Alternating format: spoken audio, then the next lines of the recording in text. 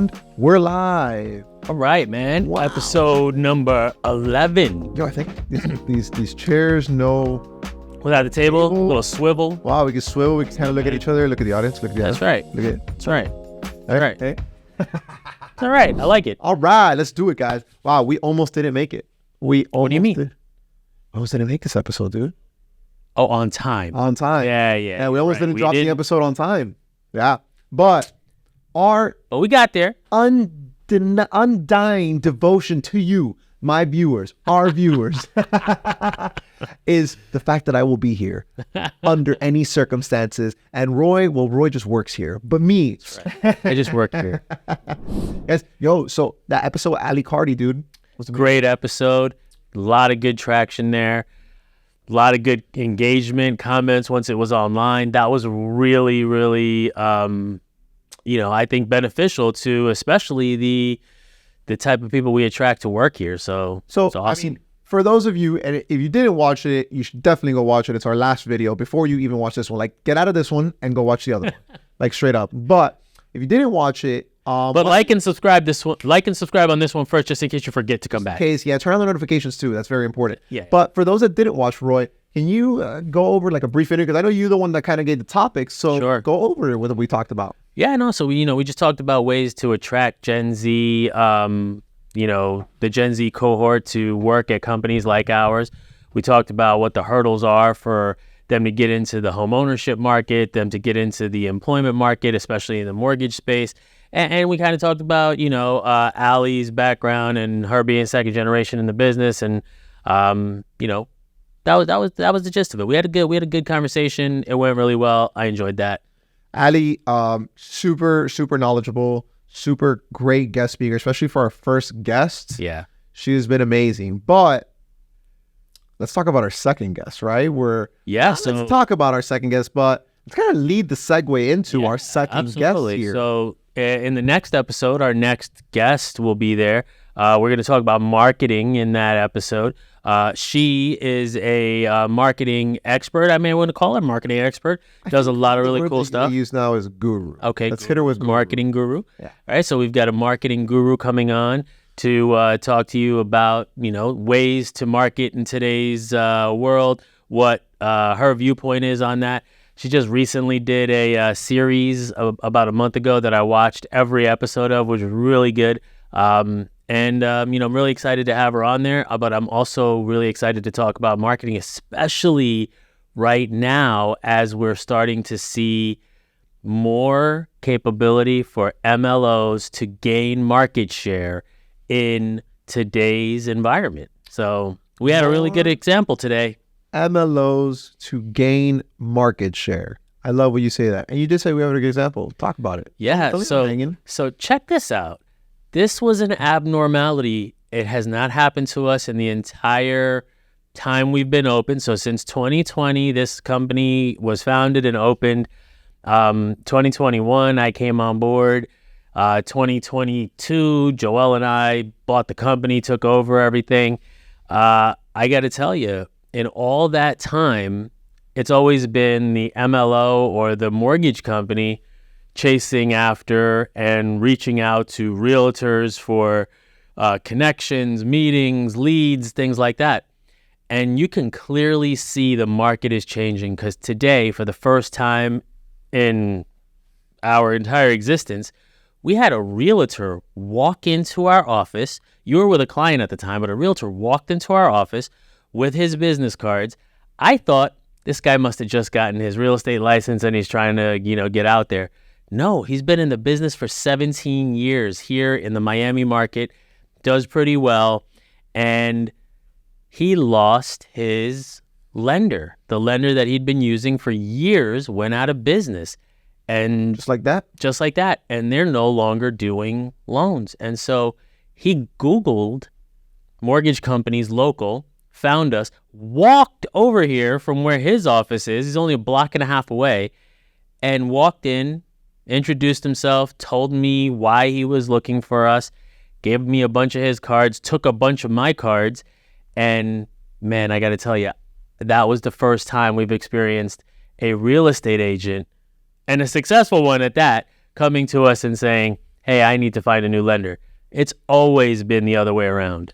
Well, not even just a real estate agent. He was also a financial. Well, yeah, he owns it. Yeah, he owns a tax preparation office too. So that's probably where he gets all of his leads from. So, wow, that's insane. I guess what I'm hearing from my end, right? And I just want to add a caveat there.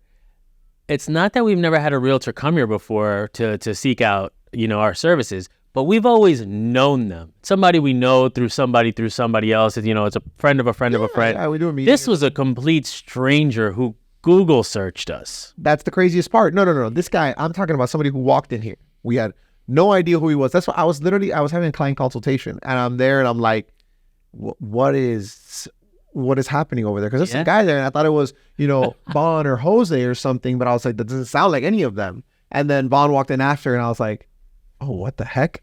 And that's where it goes. So, that is crazy. But you just dropped it on your newsletter now, saying that you haven't dropped. Oh yeah, you dropped it. I did. Now that said, how many people are leaving the mortgage industry right now? What's that staggering number? So I think the number reported by NMLS at the end of the year was 60,000 licenses not renewed. Now, remember, that doesn't mean 60,000 people exited, but it means 60,000 licenses weren't renewed.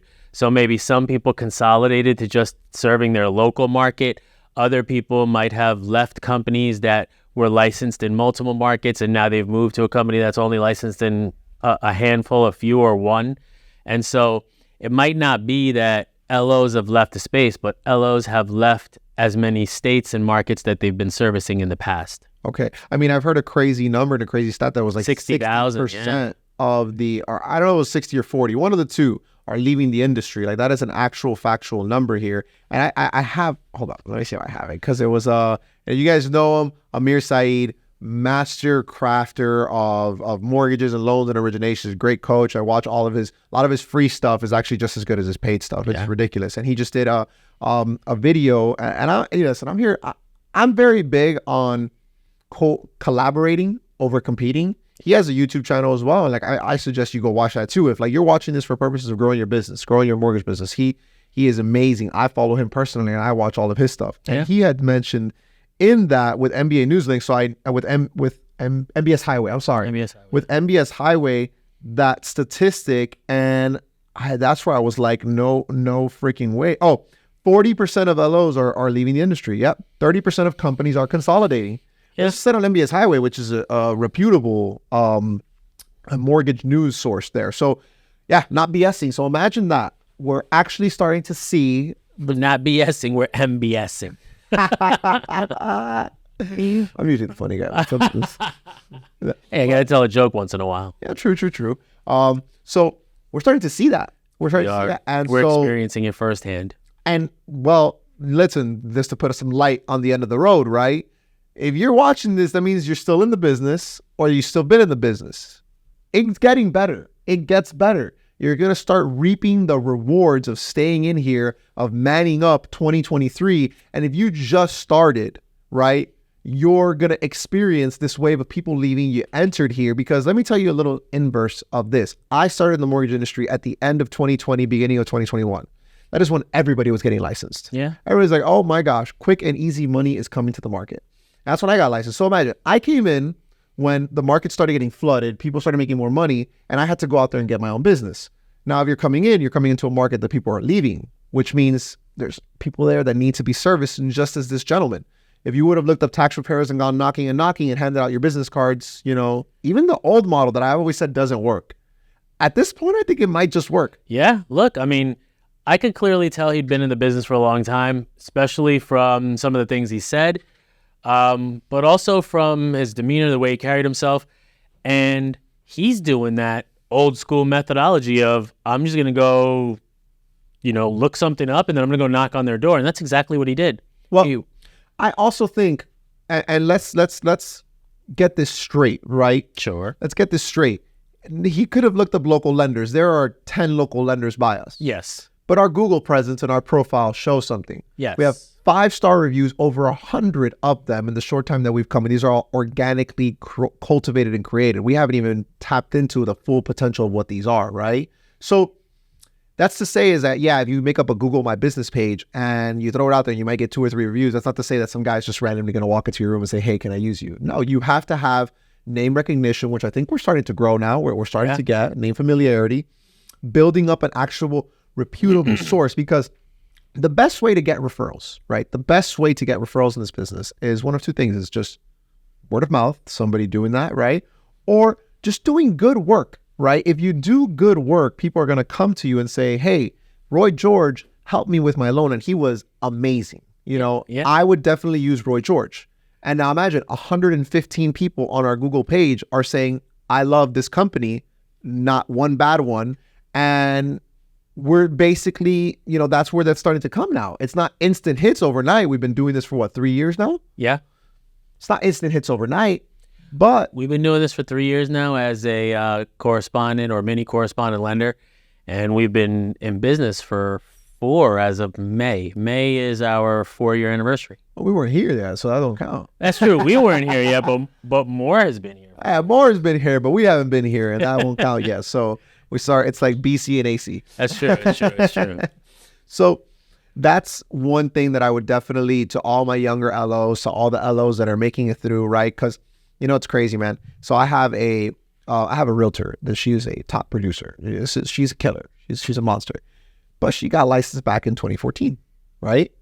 What did you say? There hasn't been a recession, or would it be called the recession? No, cyclical cycles in the mortgage and real estate business. There's one every 7 years? Used to be that you could count on it, you know, happening every 7-8 years. We've just gone a long time without having that really happen. Now, mind you, that's exactly what's happening right now, right? You're seeing a lot of market consolidation. You're seeing companies eat up other companies. You're seeing people out there grabbing other people's lunch, and you're seeing a lot of people exit from the industry in general. So that's exactly, what's that? Grabbing other people's lunches. That's right, eating other people's lunches. So, I mean, that's exactly what happened in the 2007-8 time period. I mean, for different reasons, but same thing, right? People were leaving, going into different industries, deciding that this wasn't for them anymore. I can't make a living doing this. They had a lot of reasons to exit. So you're seeing that same thing. A little bit different right now.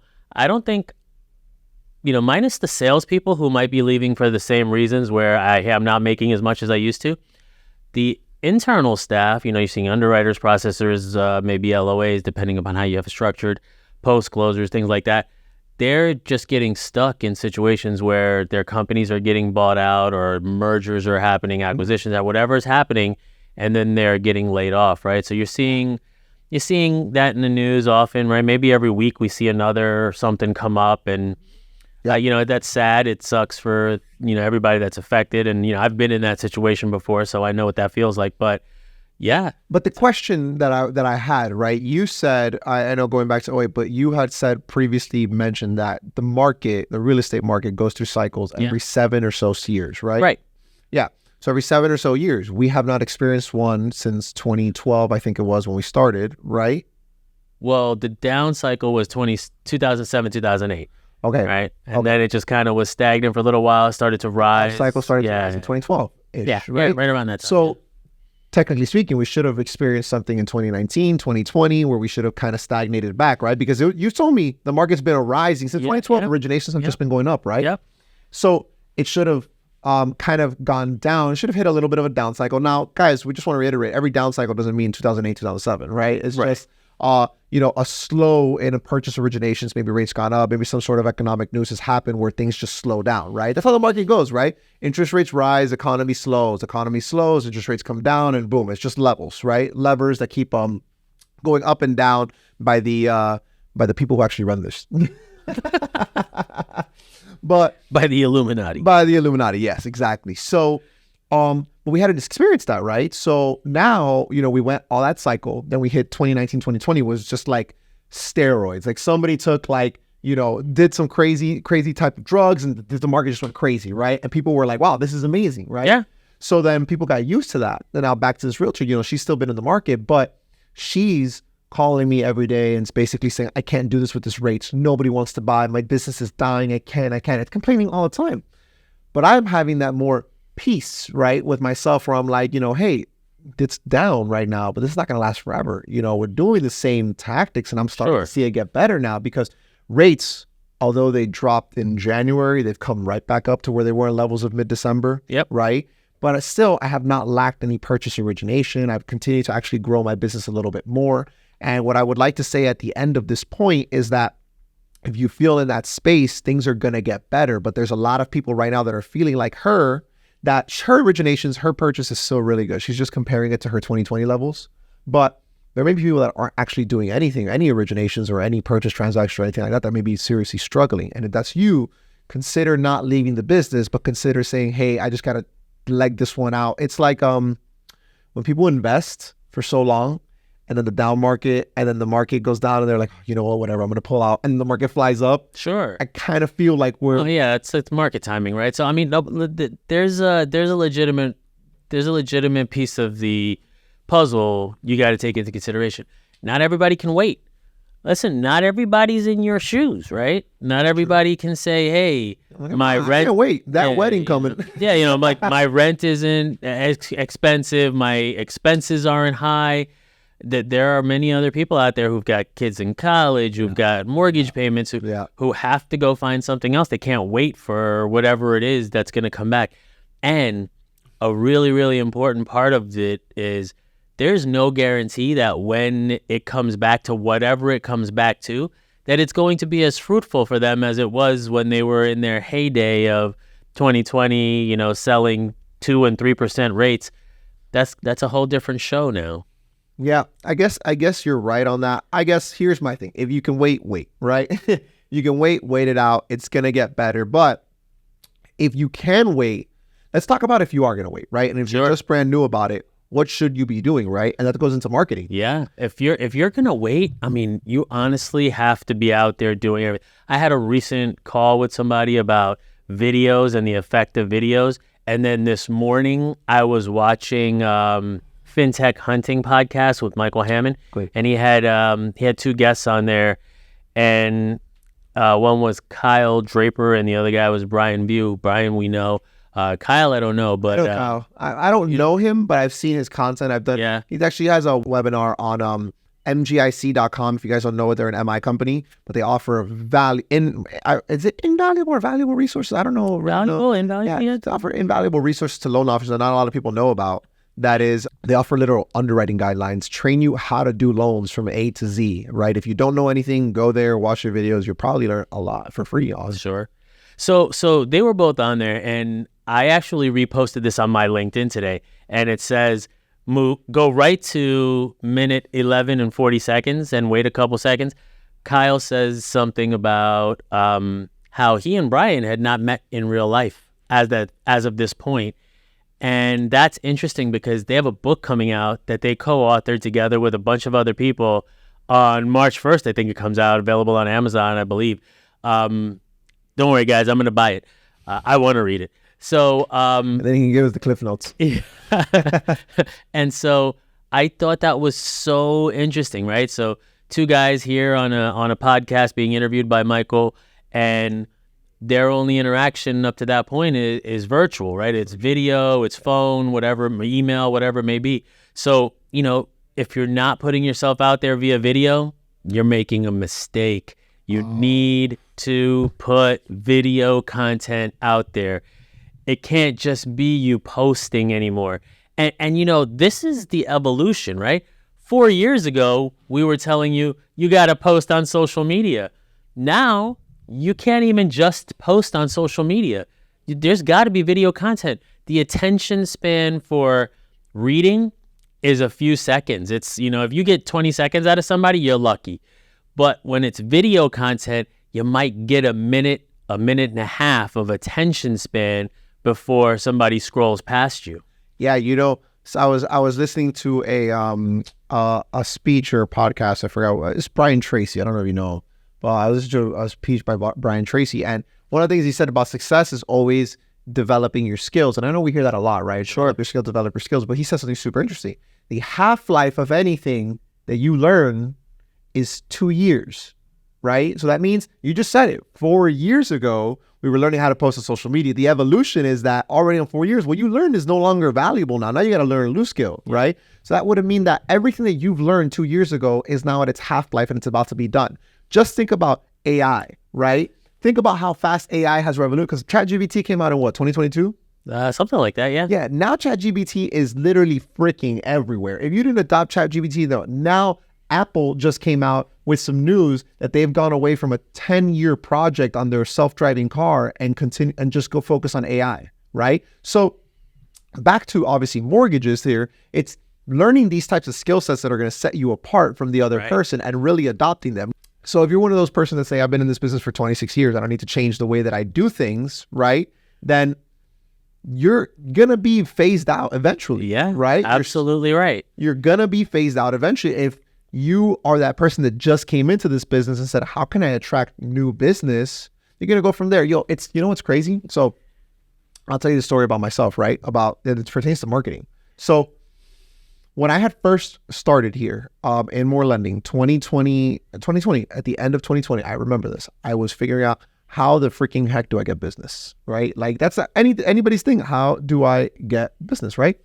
So I started downloading all the free PDFs I could find on loan origination, bro. And it wasn't talking about how to do a loan. That was the least of my worries. I was like, first I need a loan to learn how to do a loan. Right. So how do I bring business through the door? And I see that a lot with a lot of LOs. They're like, I don't know how to do anything, so I need to figure it out. And I'm like, no, dude, just get the loan through the door and we'll figure it out when it comes there, right? Or we have great processes in place. So get the loan through the door and then we'll show you how to do what you need to do next. That's what I'm saying. You'll learn it, right? You'll eventually learn how to do it, right? But first you need to get something to do it on. Yes. So I was searching it up. Then I found this PDF and for the life of me, I can't remember who it was written by or what it was written by, but gosh darn it, I remember the exact. Gosh darn it. Yeah, He remembers. Gosh darn it. But I remember the exact thing that it said in the book.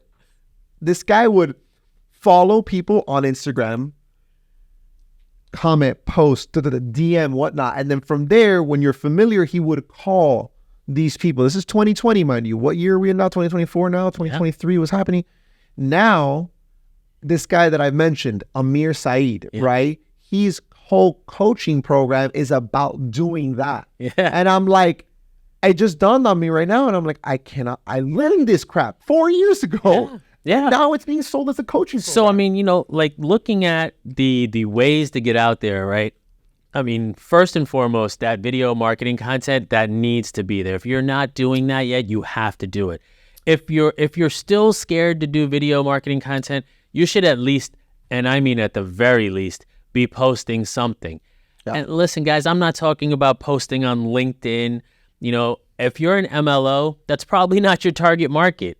That's not where you're looking to post your content. Sorry, you can get business from tax preparers, financial advisors. Sure. You can go that But route. that's targeted content too, right? So now you're changing your content. So I don't always, I'm not telling MLOs, hey, start on LinkedIn. I'm telling them, start on their own most used social network sites. 100%. Start with your inner circle. That's what I always tell people. And to go on video marketing, right? What are some examples of video marketing that you should do? This is a prime example here. And I'll give you another example. We will have an amazing group of women that also own a mortgage company that are starting their own podcast here in the studio about, they're all mothers, they all have kids, they all I believe, I don't know if they're in relationships or not, but whatnot, but they all do mortgages and they run successful business together.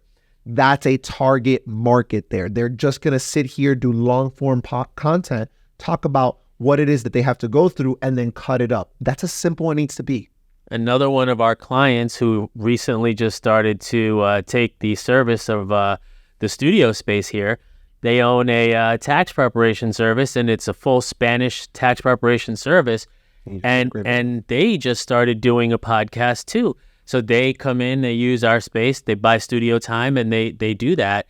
And I got to tell you, I see it more and more. People are making the conscious decision to go from I'm writing this to I'm saying it. Amen. And here's the thing. If you're scared to say it, find somebody else who can say it for you or on your behalf. There's nothing wrong with paying $50 to somebody to read your script for you? It's just video market, guys. And yes, I do agree with that, but I will also say this. If you're scared to do it, you need to not be scared. Yeah, I'm sorry. Like, Just wipe the fear away. I agree with Roy, not fully, but what I say is that if you're afraid to get on video, you need to get rid of that fear. If you're afraid to cold call, you need to get rid of that fear. If you're afraid to speak, you need to get rid of the fear, or don't be in this business. It's that simple, right? Because that's rough for you. Yeah. And I'm going to be very, very blunt about it. There's huge marketing trends right now. And I don't know if Ali Cardi had mentioned it or whatnot, but people are moving away from a company brand into a personal brand, right? People want to work with More Lending because Roy George is behind More Lending, right? Because Joel Gonzalez is behind More Lending, not because of just what More Lending is. Yeah, we're true transparency. We're a new kind of mortgage company. I still don't even know what that means sometimes, but we are, right? And then, but at the end of the day, it's in our mission statement, just in case you want to read it. Yeah, but in this case, people want to work with us. So you as a loan officer need to show people, and the best way to do that is video marketing. The best way to do that is get on these Zoom calls like Kyle Draper, right? Yeah. I know Kyle Draper because he did a 1-hour webinar. I literally just said it. Oh, I know Kyle. I've never had a conversation with the guy in my life. And I'm like, hey, I know Kyle. Yeah, yes, I know Kyle. I don't know Kyle. I've never spoken to him. I've never had a conversation with him. But you feel like you know somebody because you're watching them, you're listening to them. Maybe you're interacting with whatever content they put out there, right? The engagement makes you feel like, hey, somebody's answering me, and honestly, it could be a bot answering you. Straight up. But it still makes you feel like, hey, I'm talking to somebody, right? And that leads to all different kinds of ways to do this, right? I mean, traditional methods or methods that are maybe a decade, 2 decades old, they're still effective depending upon where you launch them and how you launch them. But if you're looking for the next generation of home buyer, if you're preparing for the next generation that is going to be the largest generation of home buyers, then you have to meet those people where they are, right? And that's a cliche. Everybody says it, but it is true. Absolutely. And RG, I agree with you 100%. As far as video marketing, you got to know who they are, because clients no longer care if you've been in the business for 400 years and have done 17 trillion mortgages, right? They want to work with somebody that they know is going to call them back, that they feel safe and secured with, and they feel good with. And I'll caveat that with this. I've recently started doing a method that I thought was outdated, right? And I was wrong. In-person loan consultations. Yeah. Right? I thought it was an outdated method. I was like, why am I going to take 2 hours of my time for something somebody can do online? I didn't realize how much business I was losing because of that. Now my clients see me, they know me, they understand the figures, they understand what they're getting into, and they feel much more confident purchasing with me regardless of what other things. I stole a deal from another lender. I swear I stole a deal from another lender. I won a deal from another lender. Won a deal from another lender. Due to the fact that the other lender never sat down with the person and talked about all the fees and everything that they would do and been upfront, right? And we charge a fee. And I let the client know, hey, this is where we're at. This is what I charge. This is where I'm at, just being completely transparent with you. This is what we charge to provide the service that we provide, right? And they, just by telling them, but being upfront with them, they feel confident about that because it's true transparency. Well, I found out what the model's for. There you go. But it's true transparency. And in video marketing, you can do the same thing, but for you, for your brand and who you are, to get your clients to know you, like you, and trust you. RG, what are some other marketing methods that you can utilize though? So, I mean, video marketing is one thing. The written marketing pieces, you should still be doing them. Posts, right? If you're social media centric, posts, you should still be doing them even if they're not video. You do something pretty cool. You do email marketing, and I think that's not being utilized enough. You want to talk about that? Sure. So I actually write a newsletter every week, and it's an internal newsletter, but that group has grown. We have over 70 subscribers to that newsletter now, and that's YouTube's winning though. Realtor partners. That's YouTube's definitely winning because it took me 3 years to get to 70 people who actually wanted to get my newsletter. But these are realtor partners of ours. These are commercial partners that we work with. A lot of our loan officers. These are even some people in different markets who just want a heads up on, hey, what do you think is happening in the area that I'm in, right? So whether we're talking about Texas, certain parts of California, Florida, Tennessee, Colorado, or Georgia, anywhere we're licensed and we're doing primary business, I write about those markets. And I use that information to send out that email marketing blast. Yeah, absolutely. So email marketing is one of the things that I think has been underutilized. The reason I say it's been underutilized is because I don't utilize it. Just being very honest with you. But I think it's really cool because you're actually giving people market rates. Not market rates, I'm sorry. Scratch that from the board. You're giving people market insights. Market insights of real life events. All of this that we're talking about is in that newsletter. And it might be a 5-minute read? Yeah, absolutely. So, it's a 5-minute read. You know, on top of email marketing, on top of video marketing, listen, in-person events, they're still there. You have to. And you have to go to them. You have to. I mean, at some point in time, everybody wants to meet everybody that they meet online in person. The drive or the want to meet that person in real life is there. IRL, right? So, as a matter of fact, this guy. I shot over a message to Brian View this morning, or Vio, or I don't even know how to say your last name, bro, but you're going to tell me next time I see you. But anyway, Brian V, we're going to call him. I shot him over a message, and I said to him, you know, you haven't met him in real life. And he wrote back, I want to meet him in real life. And I said, me too. After I heard him speak today, I was like, I want to meet him in real life too. But, you know, you have to go to events. That's still there. So go to your local events. You don't have to spend big dollars to get to conferences and flights and hotels and all that stuff. There are plenty of events in your area. So many. And you don't have to go to industry-only events. One of our biggest commercial referral partners came from the Chase Small Business Conference here in Miami. I went to that in the middle of the day one day. We weren't that busy. I knew it was there. I was like, I've never been to the wharf. I'm going to go down there, right? And I went there, and R.I.P. Yeah, it's gone. I walked in, and Chase had this amazing setup, and Jamie Dimon was there to speak, and a bunch of other people were there to speak, and the mayor of Miami spoke. But I met Marcus, the guy who has sent plenty of business our way, there. It was because we just started chatting at the photo booth while we were waiting to get headshots done. Yeah, and we're saying, like, when we say plenty of business, we're not talking residential loans. We're talking commercial. This is commercial business. So this is, things that have really changed the way we do business and all that, right? Yeah. So I couldn't agree with you more. You've hit it on the head. It's about getting yourself involved in communities. And I think that's the biggest thing either a starting loan officer would say, oh, MG, but if I go to an industry event, there's going to be another loan officer there. Who cares? Right. Who cares? Because there's people that like Roy better than me. Not many, but they exist, right? There's people that like my mom. But there's people that like me more over Roy. It's just sometimes you like his mom. Yeah, exactly. But sometimes you fit better with people, right? You qualify people better, right? And you work with the people that you want to work with. And at that point, that's basically it, right? And if it's not just an industry event or an in-person event, host your own in-person events, right? Host your own in-person events. There's this guy on Instagram that I really like, and I always give him a shout out. His name is Zach Cam Mortgages or whatnot. He works out of a coffee shop because he's an independent mortgage broker that just goes out and works on his own, I guess, just many of ours. And he says he loves the independence to work anywhere. And one of the things he does is work at the coffee shop. So now he has a webinar. It's called Coffee with Cameron. It's actually pretty sick. That's awesome. It's via Zoom, though. It's not even in person. And he goes there and he addresses some questions that people may have, similar to like Talk to Me Wednesdays.